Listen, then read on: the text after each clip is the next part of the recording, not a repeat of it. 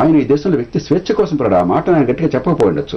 84 విదేశాలకు వెళ్ళి ఆయన పెట్టుబడులు కావాలన్నా, లేకపోతే ప్రధానికి ప్రభుత్వం రోజు ఎందుకంటే ప్రభుత్వం చేయాల్సిన పని చేయాలి, మిగతా పనులు ప్రజలు చేసుకోవాలని చెప్పి ఆయన పూర్తిగా ప్రజల స్వేచ్ఛను మనం వికసించేట్టు చేయాలని వినమాడు ఆయన.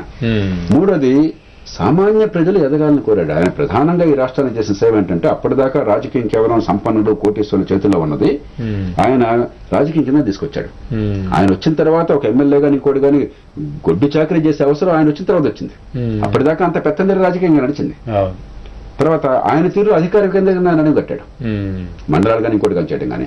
ఆయన చివరి దశలో ఆ గందరగోళంలో, ఆ రాజకీయ కుట్రల్లో వాటిల్లో ఆయన గట్టిగా పోరాడింది పక్కకి వెళ్ళిపోయింది. కానీ సహకార సంఘాలు కానీ మరొకటి కానీ అధికార వికేంద్రీకరణకు వెళ్ళాలి, అధికారం జనం దగ్గరికి వెళ్ళాలి. అందుకనే 95లో సహకార సంఘాల చట్టం దేశంలో ప్రామాణిక చట్టాన్ని తీసుకొచ్చిన కారణం ఆ కాలంలోనే వచ్చింది.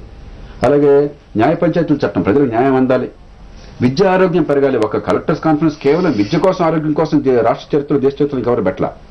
కానీ ఎంతసేపటికి మనకి కుట్రల రాజకీయంలో అసలు పరిపాలన గురించి మర్చిపోయాం కాబట్టి దాని గురించి చర్చ జరగల. విద్య ఆరోగ్యం అందకపోతే ప్రజలు బాగుపడని చెప్పి విషయం గుర్తించి ఆయన పెట్టాడు.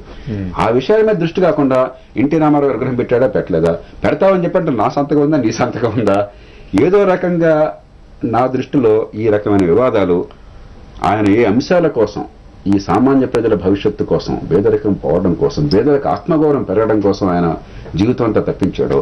దాన్ని పక్కన పెట్టి దీన్ని ఒక వికృతమైన వ్యక్తి రాజకీయంగా మార్చారు. దీనివల్ల ఆయన ఆత్మ క్షోభిస్తుంది కానీ సంతోషిస్తుందని అనుకోవటం లేదు. ఏమంటారు అన్నగారి కుటుంబానికి ఏం సలహా ఇస్తారు మీరు? ఇంతకంటే మాట్లాడడం అవసరం.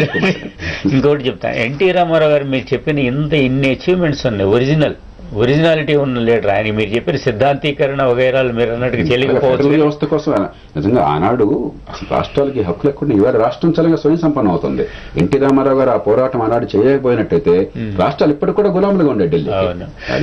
ఆయన సిద్ధాంతీకరించబోయిన కొన్ని మౌలికమైన మార్పుల కోసం ఆయనకి నాకు ఒకసారి విద్యుత్ గురించి మాట్లాడుతుంటే ఆయన ఒకటే ఉన్నాడు, ఆనాడు మేము కూడా ఏదో ఒక మోసంలో ఉన్నాం కాబట్టి ఒప్పుకోలే ఆయనతో మాట్లాడు.